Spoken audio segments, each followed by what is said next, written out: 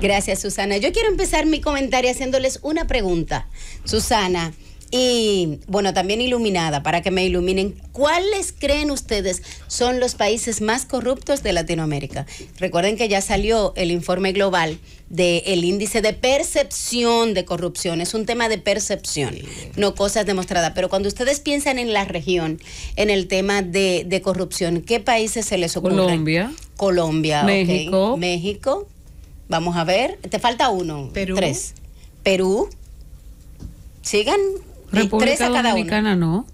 no. No, República Dominicana no está. No, que no creo que esté, porque No, es que yo estoy segura de Haití, que México y para Colombia... mí Haití, por Haití supuesto. hay una Por disociación, supuesto. claro. Acertaron con Haití.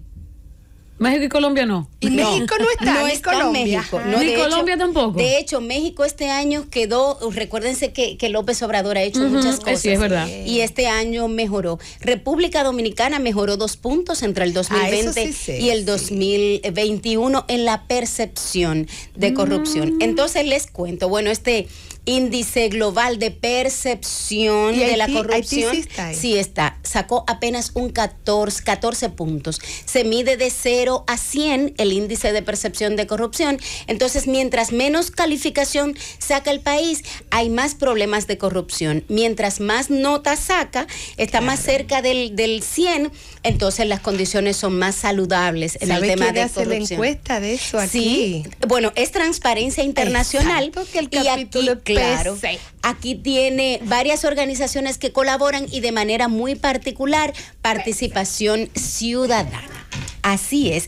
Entonces, esos países son evaluados del 0 al 100, su calificación. Por supuesto, los países que tienen mejores calificaciones generalmente son los países nórdicos, donde hay un ejercicio de la ciudadanía más desarrollado. Entonces, de 0 a 25, si el país saca 25 o menos, es calificado a nivel internacional como un país muy corrupto. Si obtiene de 26 a 50, entonces tiene serios problemas de corrupción, y si está más cerca del 50, pues está en vías de mejorar. Los países que están entre 50 y 100, entonces son países que se consideran relativamente sanos, e igual se va midiendo. El índice global, el promedio global es 43. O sea que de todos modos, en sentido general, los países tenemos serios problemas de corrupción, y en la región el índice es 41. O sea que todavía estamos por debajo de la media global. Y para no dejarles entonces la inquietud, pues ya les voy a decir rápidamente cómo quedaron los países de la región.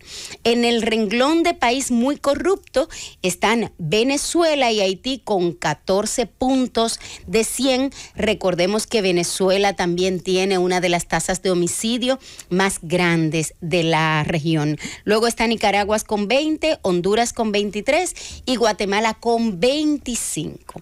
Entonces, en los países que tienen problemas de corrupción, pero que están en vía de mejorarlos, entonces en el primer bloque estamos en República Dominicana, Paraguay y Bolivia con 30 puntos. Mejoramos porque en la evaluación del año pasado nos quedamos con 28. México, que decía iluminada, está en 31. El Salvador está en 34, sobre todo ha ganado los puntos a partir de algunas acciones que ha hecho el presidente Bukele. Y Panamá, Ecuador y Perú tienen 36. Ya Brasil y Argentina 38. Colombia, Guyana y Surinam 39. Y Jamaica, que tiene la tasa de homicidios más alta de la región, sin embargo, esos homicidios no necesariamente tienen que ver con problemas vinculados a corrupción administrativa. Jamaica, al igual que Cuba, son los dos países que están más cerca del 50, 44 y 46. Y en la región apenas 2 países pudieron pasar del 50 y pueden considerarse relativamente sanos, que son Chile con un 67 y Uruguay.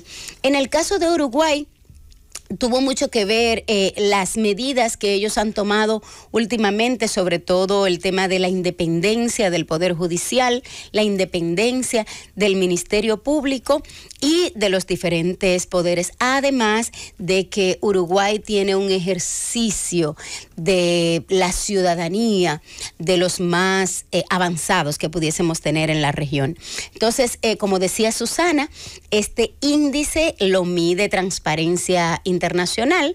Desde el año 1993 está constituida, es una organización de origen alemán, pero a partir del año 2003 es que empiezan a hacer este tipo de publicaciones y básicamente el ranking se está midiendo con estos nuevos estándares a partir del 2012. Perfectamente podemos entrar a la página de esta organización y ver cuál ha sido el comportamiento de los países, específicamente en el tema de medidas anticorrupción y prevención del delito. Y República Dominicana ahora queda en el puesto 128 de 180, avanzamos esos 2 puntos y recordemos que los elementos que se miden en este informe son, por ejemplo, asuntos de sobornos o malversación de fondos públicos, el uso de los puestos públicos, no solamente el uso de los puestos públicos para beneficio privado, sino también el uso del poder en alguna posición para beneficio particular,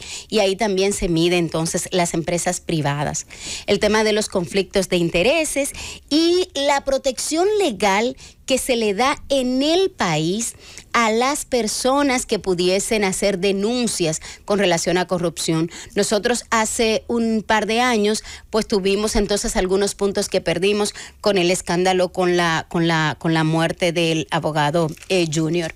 Entonces, básicamente, este barómetro global sobre la corrupción mide 2 elementos particulares. Y en el caso específico de República Dominicana, las evaluaciones que se hicieron entre el 2019 y el 2020, o sea, el informe del año pasado, el 66% de las personas pensaron que aumentó la corrupción entre el año 2019 y el 2020. Y en ese mismo periodo, que fue la razón por la que tuvimos 28 puntos y no 30 como ahora, es que el 23% de los usuarios consultados dijeron que fueron usuarios de servicios públicos y aseguraron haber pagado un soborno en los últimos 12 meses. Y con ese punto yo quiero quedarme en este final de la reflexión. ¿Por qué? Porque nosotros tenemos ahora mismo un discurso, la sociedad está reclamando el tema, estamos enarbolando discursos contra la corrupción y estamos exigiendo a las autoridades que se sometan a la acción de la justicia los corruptos. Y en efecto debe ser así. Sin embargo, para que haya corrupto también debe haber corruptor. Porque si no, entonces lo que tendríamos es un discurso de doble moral. Los corruptos no son corruptos solos. Hay otro ente del otro lado que de una u otra manera los corrompe. Entonces, por un lado tenemos corrupción pública, pero por otro lado tenemos también, en muchos casos, corrupción privada y corrupción personal. Y cada uno de nosotros, de alguna manera, tenemos que hacer conciencia de cómo estamos tolerando algunos microcomportamientos de corrupción. Porque no es solamente el político que se está corrompiendo y que por supuesto eso hay que sancionarlo, o el empresario que evade los impuestos. También nosotros en nuestro actuar, cuando usted se pasa a la fila y después que hay una cantidad de personas esperando en un semáforo, usted se cruza de carril y se va adelante, usted está teniendo un acto de corrupción. ¿Por qué? Porque corrupción es aprovechar el poder que se tenga en un momento para tener un beneficio particular en perjuicio de la mayoría. Entonces tenemos una cultura de doble moral. Yo me robo la luz de la escalera o pongo el aire y pongo la luz por el otro lado con el contador y me la robo por detrás. Entonces, en ese sentido, tenemos que ver cómo nosotros, desde nuestro accionar diario, estamos incentivando conductas corruptas, cuando yo quiero que me nombren porque yo levanté una bandera, independientemente de que yo tenga las competencias. Muchas veces nuestros políticos reciben mucha presión de su familia, de su círculo inmediato, de sus compañeros, de la gente de la comunidad, que los presiona a veces a tener conductas que riñen incluso con la norma. Entonces, nosotros como país debemos pasar de ese estado de sanción en el no me voy a cruzar el semáforo en rojo, no porque no debo como ciudadano, sino para que no me detenga el agente de tránsito, o no me voy a robar la luz para que no me penalicen. No, nosotros tenemos que pasar a ese estado de conciencia en el que no ensucio mi ciudad, no porque me van a poner una sanción, sino porque estoy afectando a mis vecinos. No subo el volumen, no es para que no me llamen la policía, es porque estoy irrespetando a los demás. Porque tenemos que analizar cómo cada día cada uno de nosotros estamos fomentando sin darnos cuenta conductas corruptas, a veces por acción y a veces por omisión. Nosotros tenemos que reflexionar porque a veces tenemos el doble discurso o tratamos de acallar nuestra conciencia con discursos, por ejemplo, como lo que se dice en el barrio, o como el de aquella señora, por ejemplo. ¿Cuántas veces nosotros, sin darnos cuenta, estamos justificando comportamientos corruptos, como la señora aquella, la madre, que justificaba el comportamiento poco defendible de su hijo ladrón, y entonces ella decía, él roba, pero no roba motor?